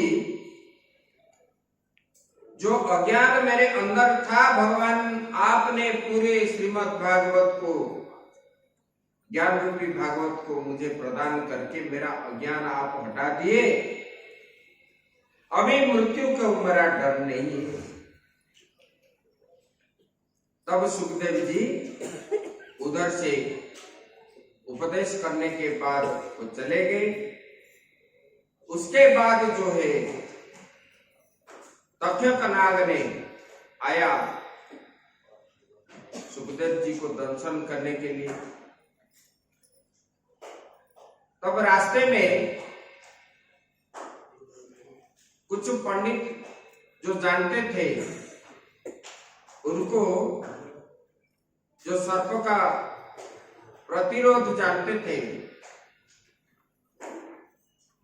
उनको भेंट हुआ तक्षकनाग के साथ। और जब उनको दर्शन हुआ, तब उन्होंने देखा, परीक्षा भी करने लगा, तो बोले कि ये परीक्षित राजा मरेंगे नहीं, ये ब्राह्मण अगर रहेंगे।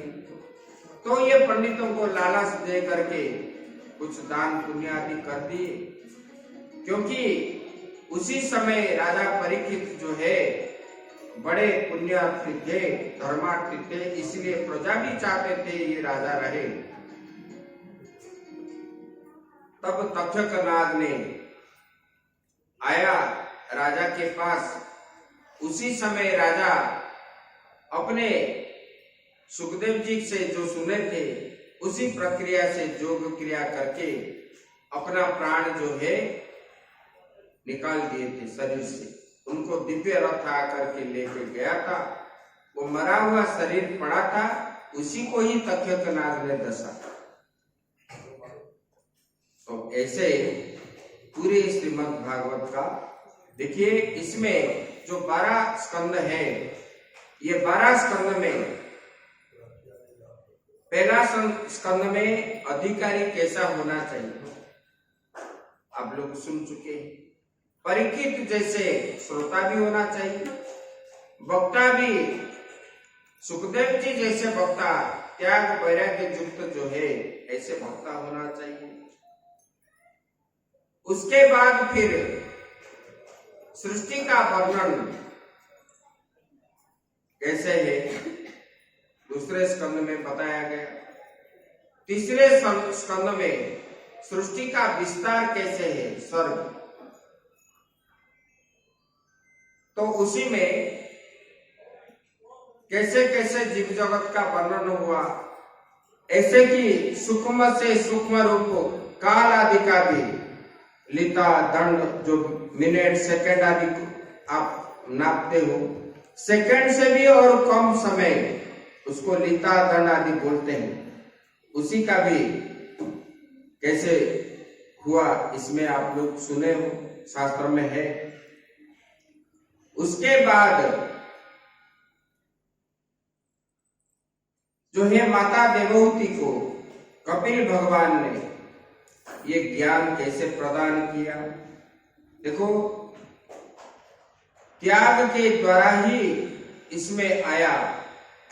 जीव कैसे जन्मता है, फिर उसका मृत्यु कैसे होती है, बार बार जन्मता है, पुनरपि जननम पुनरपि मरणम पुनरपि जननी जठरे शयनम।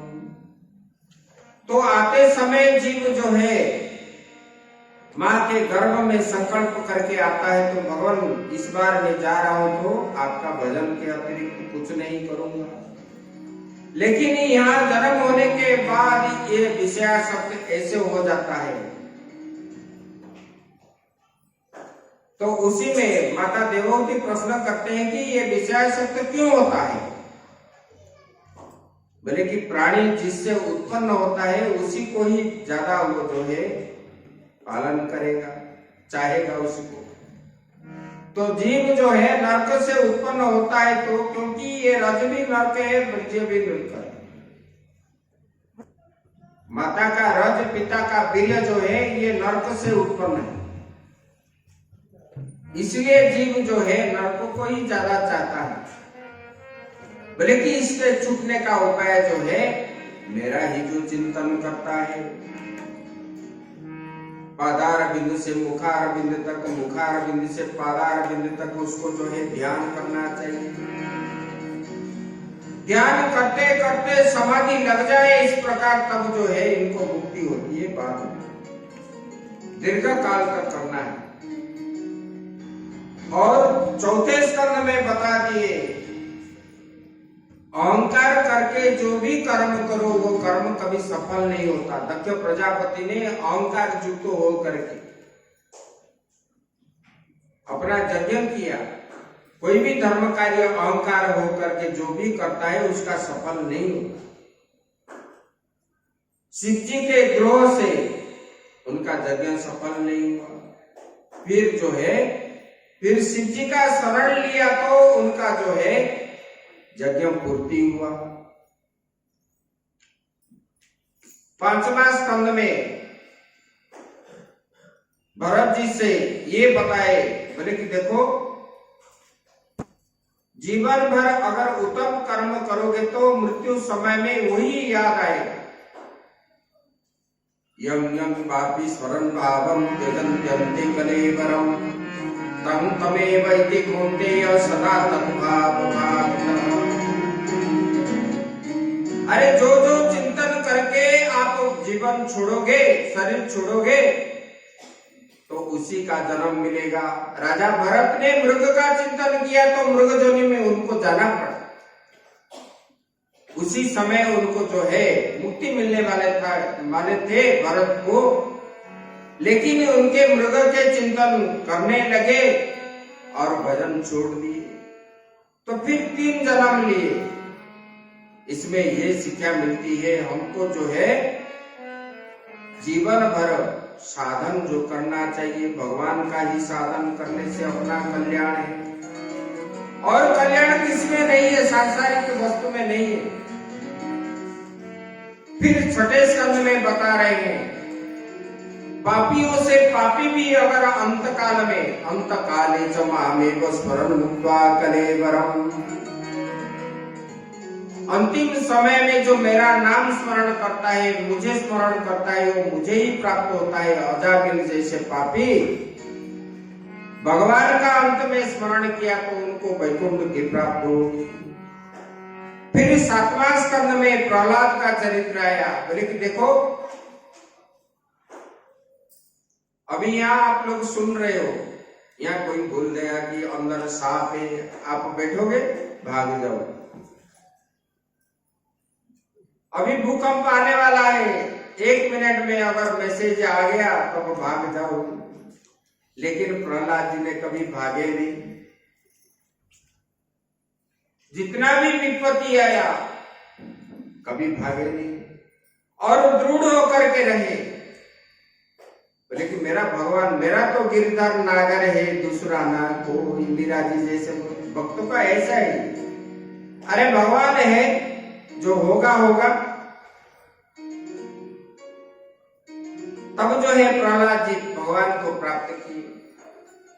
8वां स्कंद में गज का उदाहरण दिया। पशु होने पर भी वो भगवान का भजन किया तो भगवान को प्राप्त हुआ।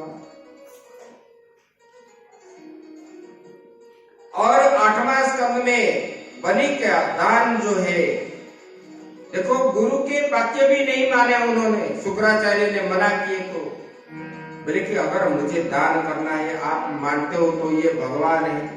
अरे भगवान का, अगर वो भगवान है तो बढ़िया है। ये सारा संसार का जितने चीज है ये तो सब भगवान का है। और भगवान को उनका वस्तु में उनको समर्पण करूं, ये भाग्य में मिलता है। तो आपने गुरु हो करके मुझे भगवान की प्राप्ति के लिए आप रोकते हो, इसलिए मैं गुरु त्याग देता हूं आपको। राजा बलि ने गुरु को त्याग दिया, गुरु के बात नहीं माना, क्योंकि जहां भगवान को प्राप्ति के लिए प्रतिबंधक आता है, वो चीज को, वस्तु को, जितने भी अमूल्य वस्तु उसको छोड़ देना चाहिए। लेकिन आजकल बूढ़े बूढ़ी घर नहीं छोड़ते। बोले कि अरे मेरा तो ये ब्रह्म है, भगवान है। जितना उम्र होता जाएगा इतना इनको लोभ बढ़ता जाएगा। इसमें ये शिक्षा मिलती है, त्याग करने पर ही परमात्मा को जीव प्राप्त होता है। और 9वें स्कंद में चंद्रवंश और सूर्यवंश की कथा की, कैसे कैसे राजाएं थे, भगवान को प्राप्त किए। अजामी मतलब दानी राजा थे, हरिश्चंद्र आदि थे, अम्बरीश थे, ये सब कैसे साधना किए और भगवान को प्राप्त हुए। फिर 10वां स्कंद में भगवान का अवतार कैसे हुआ, फिर भगवान के प्रति गोपियों का आकर्षण कैसे है, लोगों का, भक्तों का कैसे आकर्षण है, भगवान ने कैसे दुष्टों को निवारण किया, धर्म की रक्षा किया, ये पूरे सुन चुके। और 11वां स्कंद में त्याग वैराग्य की बात भगवान ने उद्धव जी को जब उपदेश किए, तब जो है उपदेश किए जीव को क्या करना चाहिए, क्या नहीं करना चाहिए। आप लोगों को अभी मैंने जो बताया पूरा 11 स्कंद के सारांश आज बताया। ऐसे भागवत का, श्रीमद् भागवत जी का पूर्ण हुआ। उसके बाद फिर जो है यम ब्रह्मा वरुणेन्द्र रुद्रमरुतः स्तुवन्ति दिव्यैस्तवैः वेदैः साङ्गपदक्रमोपनिषदैः गायन्ति यं सामगाः ज्ञानामस्ति तद्गतेन मनसा पश्यन्ति यं योगिनो यस्यान्तं न विदुषुरासुरगणाः देवाय तस्मै नमः। उसी परमात्मा को मैं बार बार प्रणाम करता हूँ, जहाँ पर ब्रह्मा, इंद्र, वरुण, रुद्र आदि सब जिनसे उत्पन्न हुए ये चराचर जगत, और उसी परमात्मा को मैं हृदय में रख करके गुरु को बार बार नमन करता हूँ। नाम संकीर्तनम यस्य सर्व पाप प्रणाशनम प्रणवो दुःख समनं तं नमामि हरिं परं, तं नमामि हरिं परं।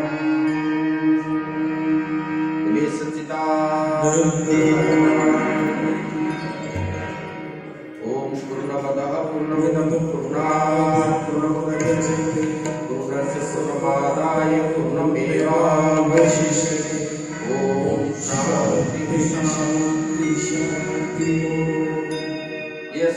सत्संग में आप लोग आए, श्रीमद् भागवत की कथा श्रवण किए, ज्ञान कुछ प्राप्त हुए। भगवान करे ये ज्ञान आपके अंदर भगवान के आशीर्वाद से स्थायी रूप में रहे, आप भी साधन करें। परीक्षित जी महाराज जैसे भगवान को प्राप्त हुए, ऐसे हम भी भगवान को प्रार्थना करते हैं आप लोगों को भी उसी स्थान प्राप्त हो, यही अपना निवेदन है। और कथा का जो इस कथा के उद्योगी है माता जी जो है कौशल्या देवी जी, उनके परिवार धर्म अर्थ और उनके स्वजन ज्ञाति बंधु कुटुंब आदि सब जो है सुख संपन्न में रहे और उनको धर्म अर्थ काम मोक्ष चारि पुरुषार्थ प्राप्त हो। और सुनने वाले और बुला बुला करके लाने वाले सबको यही स्थिति प्राप्त हो, यही मैं भगवान से निवेदन करके आज की इस कथा मेरे वाणी को यही विराम देता हूँ।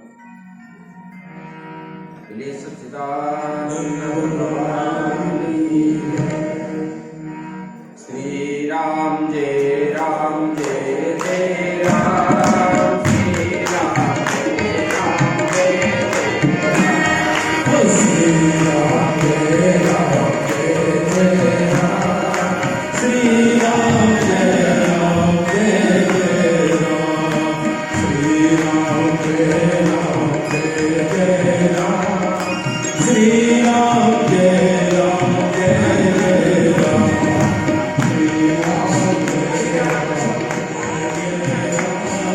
श्री राम जय राम जय जय राम, श्री राम जय राम जय जय राम, श्री राम जय राम श्री राम जय राम जय जय राम, श्री राम जय राम जय जय राम, श्री राम जय राम जय जय राम, श्री राम जय राम जय जय राम,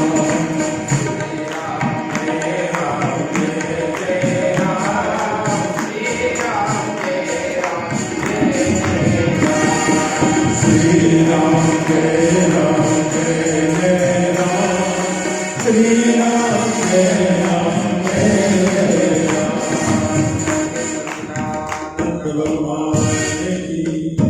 अभी यहाँ पर आरती होगी और लाइन से आप लोग बाहर से ही आरती लेना है, मंत्र पुष्पांजलि दान करना है, यहाँ फूल आदि फेंकना नहीं है। और सब लोग नीरवता में रहे और बाहर बैठे, बाहर पुण्याहुति होगी। अभी तो ये कथा का पुण्याहुति है जो पाठ हुआ था और 7 दिन तक यहाँ पर हवन चल रहा था, उसका पुण्याहुति बाहर होगी। और वहां पर जो कराने वाले जजमान ही बैठेंगे, आप लोग बाहर बैठ के देखना, शांति स्वरूप के रूप में बैठना। और पुण्याहुति के बाद सब लोग जो है प्रसाद आ करके प्रस्थान करना है और बिना प्रसाद के कोई भी यहाँ से ना जाए, ये सबको निवेदन है हमारा। अभी आरती भी नीरव से ही सब लोग देखे, अपने अपने स्थान पे वही प्रणाम करें और उधर से निकल करके बाहर जाके अपना आस्थान जहाँ है ऐसे समझ करके, अच्छा समझ करके बैठे। अगर जो नहीं बैठ पाते नीचे, अत्यंत कमजोरी है, तो इधर से कुर्सी ले करके बाहर जाके बैठे और